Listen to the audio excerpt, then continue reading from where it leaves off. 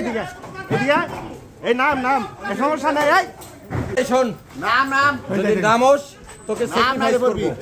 নামলে স্যাক্রিফাইস করব কথা দিছি এই করবি মার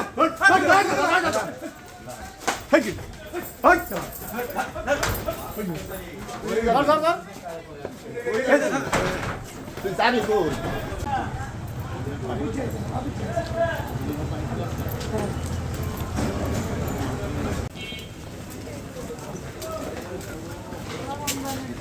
চলো বাস হয়ে গেছে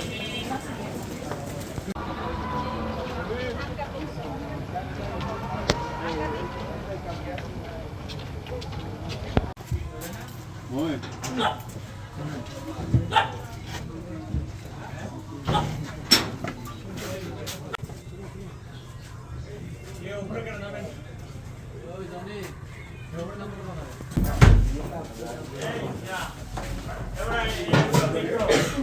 শব্দ হয়েছে শব্দ হয়েছে তো এন্দাই এই যে এটা খুলতে রেডি থাক বলো না পিছে তার মানে 100 হ্যাঁ 100 করে 100 1200 করে 12টা প্যাকেট সাবালাম ওটা লোক আছে এটা কি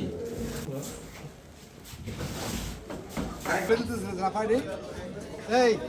কথা বলেন আপনি একেবারে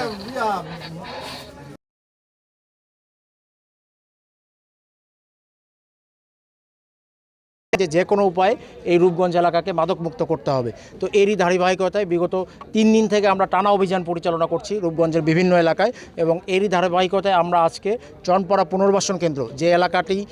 পুরো বাংলাদেশের মধ্যে মাদকের জন্য অত্যন্ত কুখ্যাত এলাকা হিসেবে পরিচিত এবং আমরা এখানে আসার আগে শুনেছি যে এই এলাকায় আগে ফেরিতে করে অলিতে গলিতে ইভেন শিশু বাচ্চারা পর্যন্ত মাদক বিক্রি করতো। তো এই এলাকায় আমরা আজকে অতিরিক্ত ফোর্স নিয়ে 3টি টিমে বিভক্ত হয়ে পুরা চনপাড়া এলাকায় আমাদের চিহ্নিত যারা মাদক ব্যবসায়ী পূর্বে যারা মাদক ব্যবসায়ী ছিল বা যাদের ওয়ারেন্ট আছে মোটামুটি আমরা সবার বাসা টাচ করেছি এবং মাদক ব্যবসায়ীদের মধ্যে একটা যে ভীতির সঞ্চার যে মাদক ব্যবসার পরিণতি যে কতটা ভীতিকর হইতে পারে এই বিষয়টা আমরা তাদেরকে